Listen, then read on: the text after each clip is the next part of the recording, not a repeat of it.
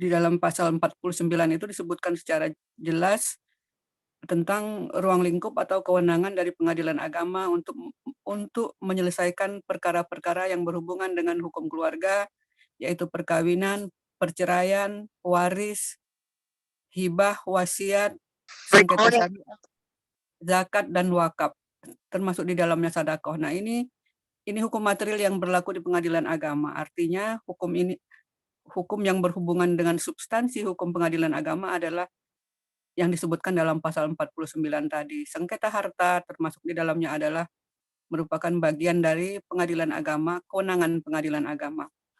Nah, dihubungkan dengan syarat mengajukan gugatan, ini tetap berlaku hukum acara yang ada di pengadilan, hukum acara yang berada di pengadilan perdata, sistem pengadilan perdata kita. Antara lain gugatan merupakan tuntutan hak. Saya tidak memberi slide ya, ini tolong direkam saja.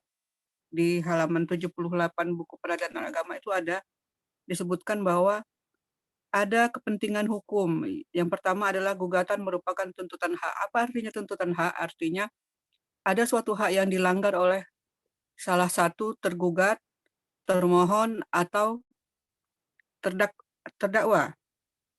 Terlawan, bukan terdakwa.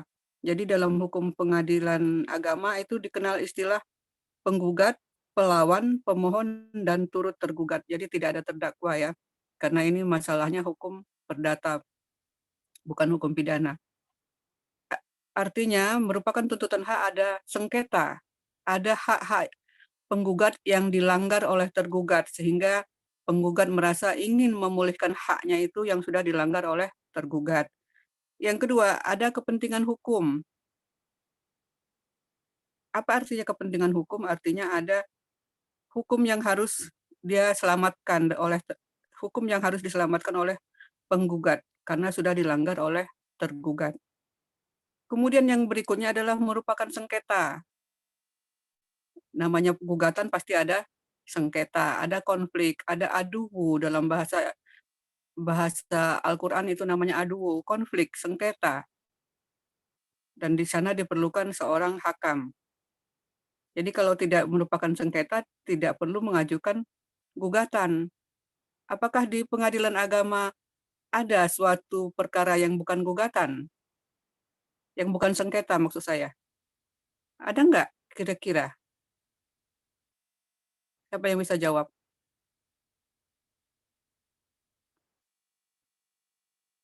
Randi S. Dea Amanda Kusuma. Riani Dayana. Rifki Gustanto. Ayo, siapa yang bisa menjawab? Ini semua tidak on cam. Ada nggak perkara di pengadilan agama yang bukan merupakan sengketa, yang bukan merupakan konflik, yang bukan merupakan aduwu atau ya semacam sengketa gitu? Ayo, Dea, Amanda Kusuma. Oh, begitu ya. Riani Deyana, 19120. Berapa ini ujungnya? Nah, kedah ya. Habis on terus kabur.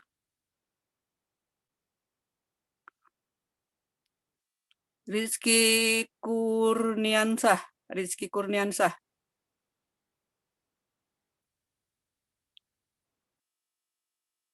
Nggak ada.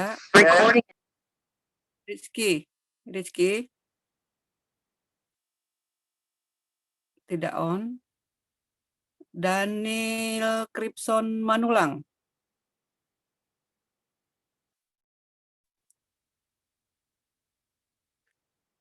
Tidak ada. Anindya Permata. Nggak ada juga. Raffi Aulia Rizkan. Halo Raffi.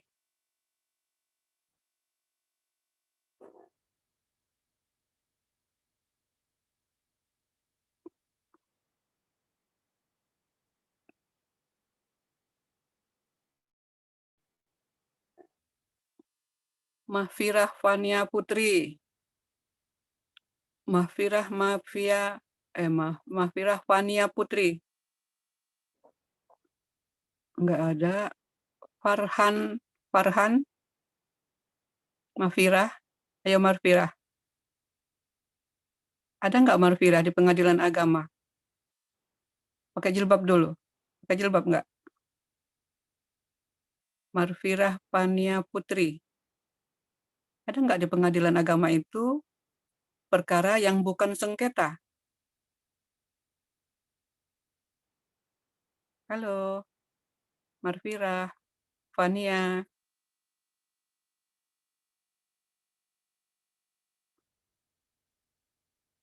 Nggak bisa Mahfirah ya, Fania Putri. Jawab dong. Ada nggak?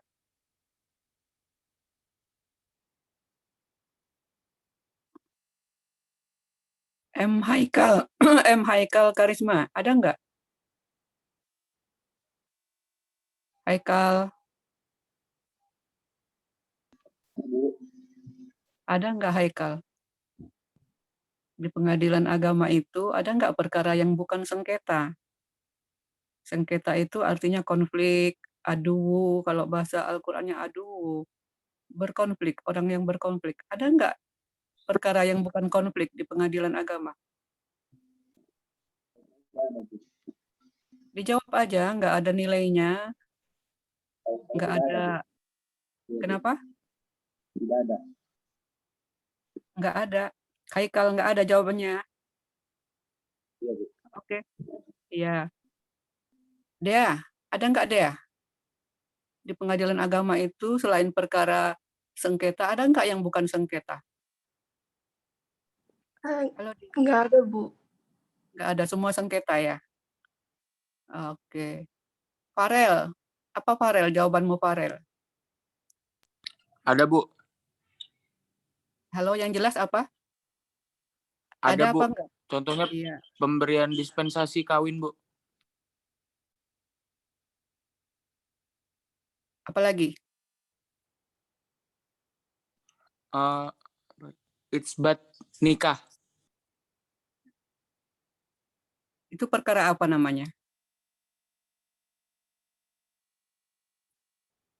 Ya, jadi di pengadilan agama itu selain ada perkara sengketa atau karena ada konflik, karena ada adu, tetapi ada juga yang sifatnya volunteer, namanya volunteer. Artinya tidak ada pihak yang digugat, tidak ada pihak yang dituntut. Apa misalnya? Dalam bentuk putusan penetapan. Penetapan itu dicari nanti bahasa Belandanya apa, sehingga tidak tidak tertukar-tukar dengan bahasa lisan ya. Volunteer itu artinya penetapan, verklaring dalam bahasa Belandanya itu adanya penetapan. Apa misalnya? Menetapkan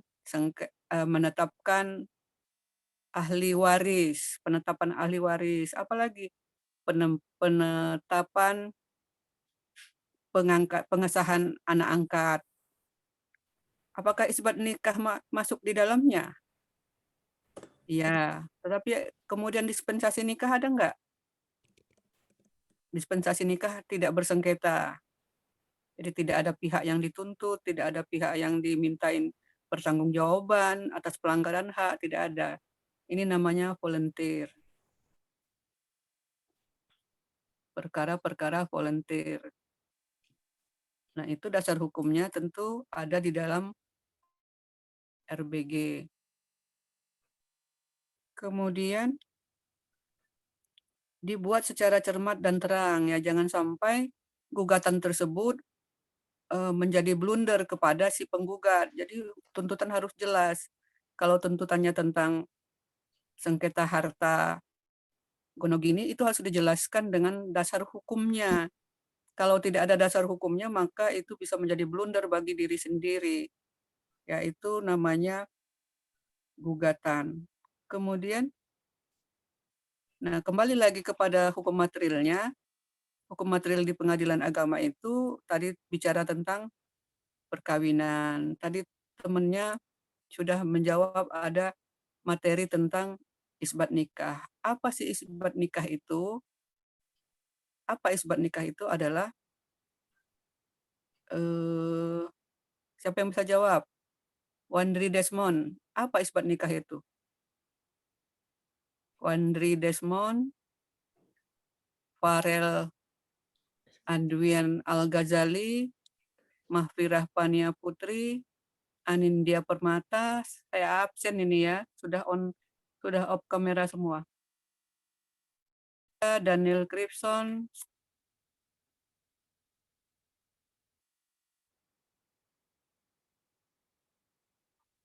ini saya screenshot ya. Jadi jangan mentang-mentang kalian sudah absen di kelas terus nggak muncul, nggak on cam ya. Nah, pertanyaannya, apa isbat nikah? Apa definisi isbat nikah? Tadi temannya sudah menjawab bahwa isbat nikah ini adalah salah satu bentuk penetapan pengadilan atau peklaring. Kemudian, apa itu isbat nikah? Pertanyaannya, ini hukum materialnya di pengadilan agama ketika Anda menjadi pengacara dan menghandle kasus orang-orang Islam yang berada di pengadilan agama, Anda akan perkawinan ya, Anda akan bertemu dengan pasal ini. Adela Nursafana, Adela? Iya, Ibu. Iya, mana kameranya? Iya, Belum Ibu. mandi ya? Ya Belum, kan Bu. nggak keciuman sama ibu belum mandinya. Yang ibu butuhkan cuma tampilannya ya. Tinggal ditutup kerudung nggak kelihatan lagi kamu belum mandi. Oke? Apa isbat nikah? Iya, Ibu. Isbat nikah dijawab. itu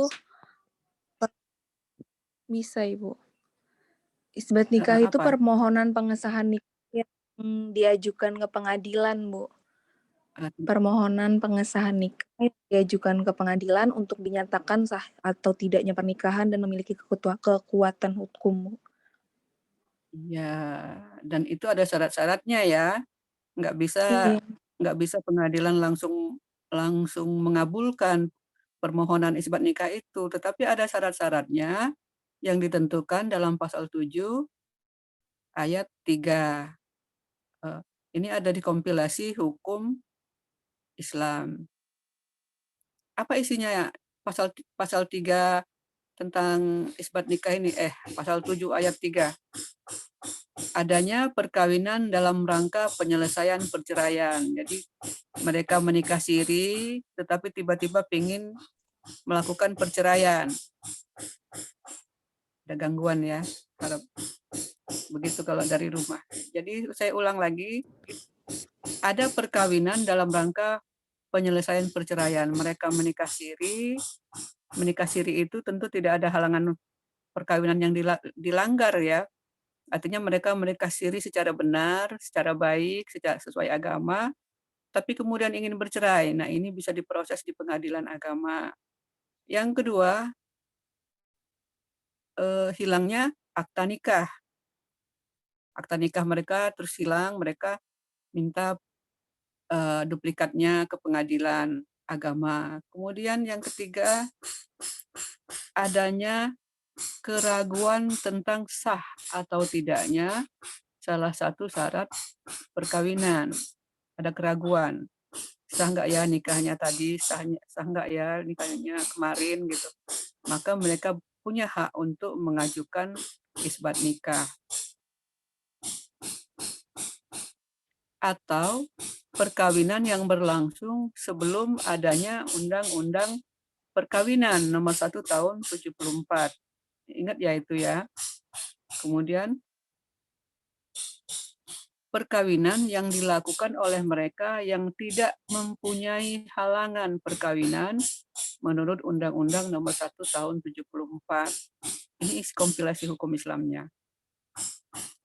Jadi syarat ini harus dipenuhi. Kalau mereka sudah melanggar larangan perkawinan dalam Islam maupun di dalam undang-undang perkawinan dan kompilasi hukum Islam, maka perkawinan tersebut tidak bisa dilakukan isbat nikah. Ya, jadi isbat nikah ini untuk perkawinan siri yang belum dicatatkan di di KUA, di kantor urusan agama. Boleh dengan syarat pasal 7 ayat 3 huruf A sampai huruf E dipatuhi. Clear nggak sampai di sini hukum materialnya? Jadi inilah yang bisa diproses di pengadilan agama. Kalau dia melanggar pasal 7 ayat 3 A, B, C, D, E ini tidak bisa dilakukan isbat. Ya. Akan tetapi peraturan Sekjen Dukcapil yang baru boleh dicatatkan. Tetapi boleh dicatatkan itu secara administrasi.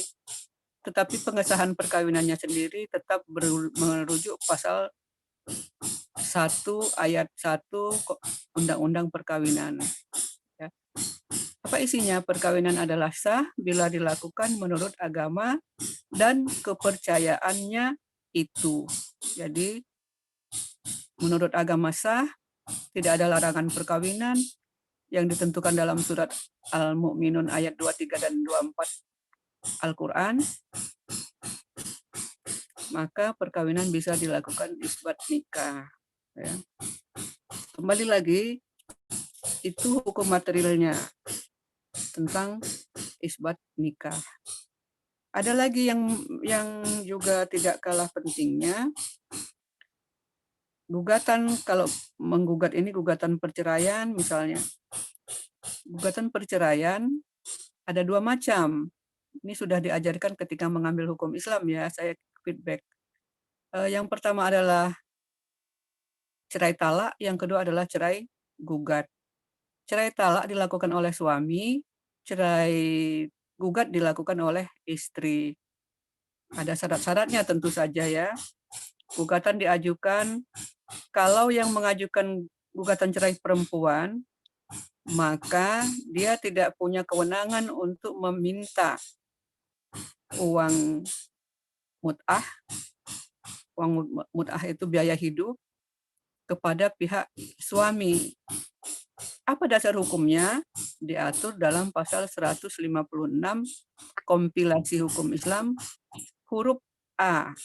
Jadi kalau perempuan yang menggugat suami, dia tidak punya hak untuk meminta uang nafkah, uang mut'ah, dan seterusnya. Sampai di sini clear enggak? Tentu syarat gugatan tetap mengacu pada hukum yang berlaku, yaitu HIR dan RBG. Apa itu HIR? Masih ada yang ingat? HIR itu apa? Siapa ini yang bisa menjawab? Farhan, sudah onkah Farhan? Raffi Aulia.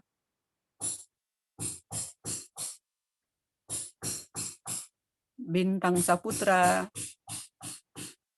Bintang. Ternyata banyak yang tidak aktif ya. Kalau dicek begini.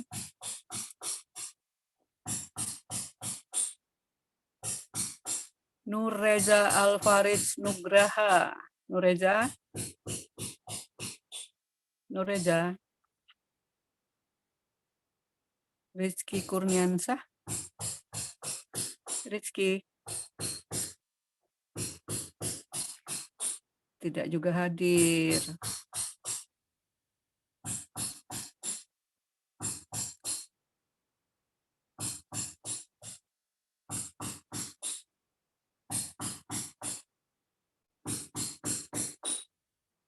Daniel Kripson, sudah hadirkah Anda? Enggak ada. Adela Nursafana. Iya, Ibu. Adela, bisa on cam kamu. Apa Adela ya? Bisa. Ini Anindya Permata. Adela. Dari tadi saya panggil Iya, Ibu. Adela. Bisa dibantu jawab apa pertanyaan Ibu tadi? HIR itu Herzin Inland Reglement, Bu. Reglement Indonesia. Nah, kalau RBG? Kalau RBG itu, RBG kalau RBG itu, kalau bahasa Belandanya Reglement voor de Buitengeswetten, atau diterjemahinnya itu Reglemen Hukum Daerah Seberang, Bu, atau di luar Jawa Madura. Buitengewesten, Reglement Buitengewesten. Oke.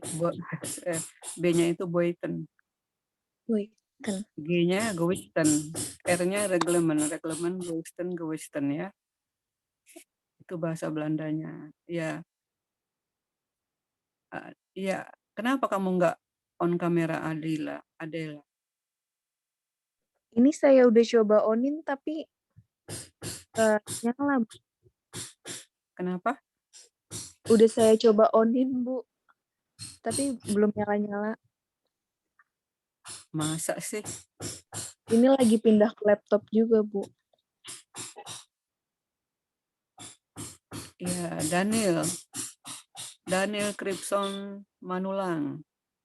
Daniel, jawab dong Daniel. Bintang Saputra. Ya. Kemudian ini pakai NPM di depannya, nomor belakangnya 163. Adi, mana Adi?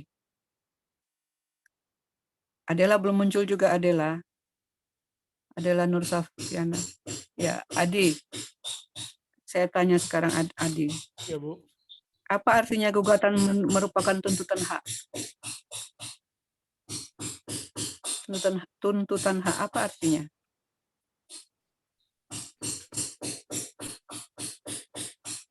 Adi.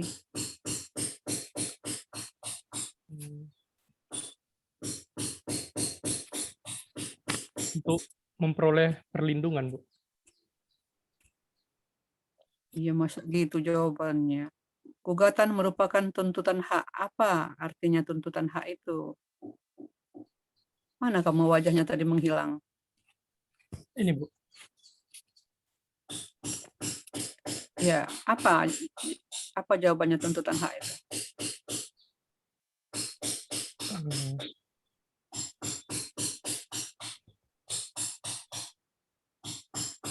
Saya pindahkan pada Farhan. Apa itu Farhan?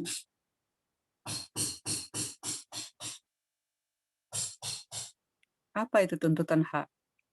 Farhan? Nggak nyimak ya. Raffi, saya pindahkan pada Raffi. Raffi Aulia. Apa Raffi Aulia? Gugatan Ya, Bu. merupakan tuntutan hak. Apa artinya Raffi? Apa artinya? Gugatan merupakan tuntutan hak itu merupakan cara untuk memperoleh perlindungan terhadap hak seorang dalam pengadilan untuk mencegah terjadinya tindakan yang melanggar hukum, yang merenggut hak seseorang. Saudari, tadi siapa yang jawab? Raffi Aulia ya? Iya, Bu, Raffi Aulia. Anindya Permata, benar nggak Anindya?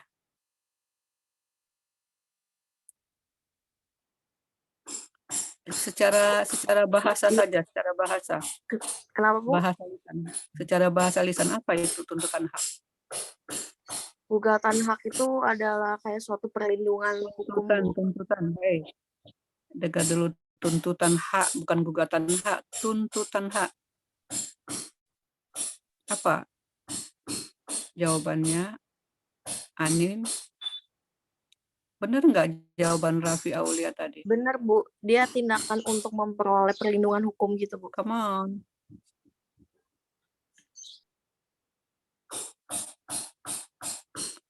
Perlindungan hukum apa?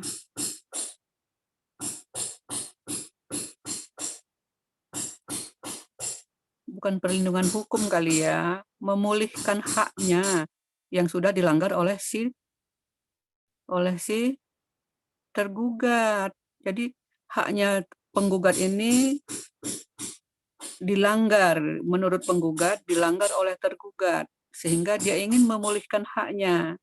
Memulihkan haknya itu melalui apa? Melalui gugatan ke pengadilan. Ke pengadilan mana? Kalau dia Islam, tentu ke pengadilan agama. Kalau dia non-Islam, dia ke pengadilan negeri. Itu hak-hak yang sudah dilanggar. Jadi si penggugat ini merasa ada haknya yang sudah dilanggar oleh si tergugat. Dia ingin memulihkan haknya itu melalui pengadilan. Tentu syarat dan ketentuan harus dipenuhi oleh penggugat agar gugatan itu bisa dikabulkan dan tidak menjadi NO. Apa itu NO? Kalau bahasa Indonesia ditolak karena kabur. Ya. Nah, itulah gunanya pada huruf D dari syarat mengajukan gugatan dibuat secara cermat dan terang. Jadi pasal-pasal yang dilanggar itu apa, peristiwa hukum yang dilanggar itu apa, ya. Nah, berikutnya saya tanya, apa itu peristiwa hukum? Ini sudah semester tinggi ya, peristiwa hukum itu ada di PIH, ada di PHI. Nah, apa itu peristiwa hukum? Yang belum menjawab, dan belum kameranya on, Arif Ki Gustanto. Arif Ki? Hadir, Bu. Ya, apa Arif Ki? Menurut saya peristiwa hukum tuh seperti yang tercatat tuh kayak kelahiran menurut hukum dan pernikahan menurut hukum, Bu. Perkawinan sama pernikahan beda toh? Sama, Bu. Cuman dalam segi istilahnya, Bu. Dalam hukum dalam Undang-Undang Nomor 1 Tahun 74 yang dipakai adalah istilah perkawinan, Bu, bukan pernikahan. Ya, artinya sama. Nah, pertanyaan Ibu, apa itu peristiwa hukum? Suatu peristiwa. Peristiwa yang mempunyai akibat hukum, Bu. Cuma akibat hukum toh? Apa bedanya Menimbulkan sama akibat hukum dan mengikat, Bu. apa bedanya dengan peristiwa penting? Berbeda, Bu. Peristiwa penting belum tentu menimbulkan akibat hukum, Bu. Kalau pernikahan itu kan sudah pasti menimbulkan akibat hukum bagi kedua pihak yang melaksanakannya, Bu, seperti pihak suami dan istri. Dua-duanya punya akibat hukum. Kalau tidak punya akibat hukum, ngapain si Sekjen Dukcapil itu mengeluarkan peraturan bahwa perkawinan siri boleh dicatatkan? Dua-duanya punya akibat hukum. Nah, tetapi apa perbedaan nyata antara keduanya? Mungkin dari segi mengikatnya, Bu, dari subjeknya, Bu. Bukan begitu. Siapa yang bisa menjelaskan lagi? Farhan Nugraha. Apa Farhan? Belum sisirannya Farhan. Tapi masih ganteng kok, tenang aja. Apa Farhan? Apa? Ini penting bagi kalian nanti menjadi sarjana hukum, ini basic, sangat basic. Apalagi Anda kemudian menjadi pengacara, Anda menjadi hakim agama. Ayo. Nggak bisa Farhan, ngantuk ya. Yosafat, mana Yosafat? Yosafat sudah on cam belum? Yosafat ini kayaknya nggak hadir ya. Oke. Ini sekalian ngecek absennya Ibu. Yosafat. Ayo Yosafat, apa jawabannya? Ibu, menurut saya Perbedaannya. peristiwa apa?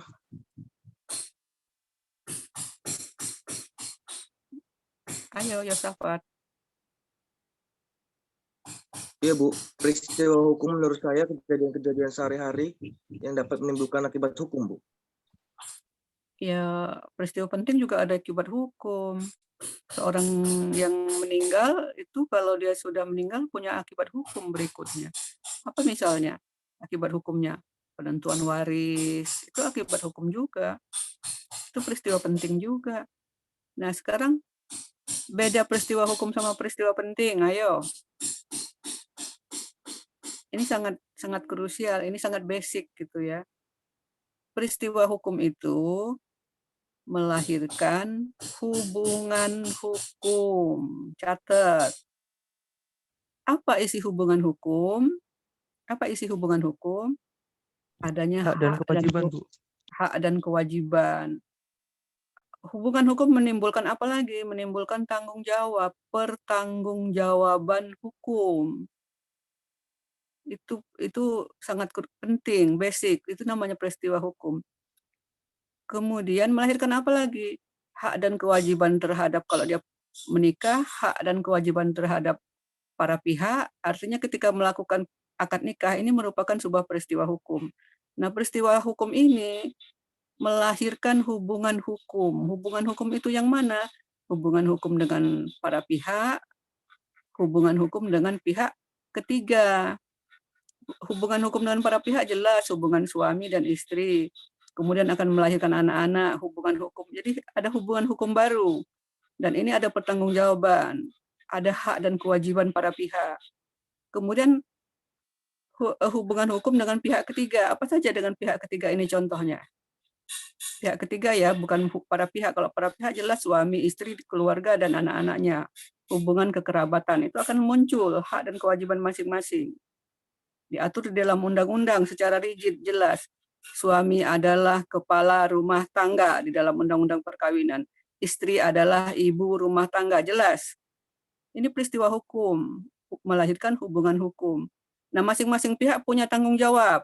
Diatur dalam undang-undang, suami mencari nafkah, istri mengurus anak-anak, dan seterusnya di dalam undang-undang diatur ini secara rigid. Itu hak dan kewajiban, menimbulkan hubungan hukum ya. Jadi menimbulkan hubungan hukum. Yang pertama pada para pihak, suami, istri, keluarga, hukum kekerabatan berlaku. Yang berikutnya adalah hubungan hukum dengan pihak ketiga. Dengan pihak ketiga ini siapa misalnya? Setelah menikah, para pihak ini misalnya pegawai bank, maka para pihak punya hubungan dengan pihak ketiga yaitu bank. Apa misalnya? Misalnya suami wajib menanggung biaya sakit istrinya. Itu hubungan dengan pihak ketiga. Siapa yang bertanggung jawab? Ya suaminya.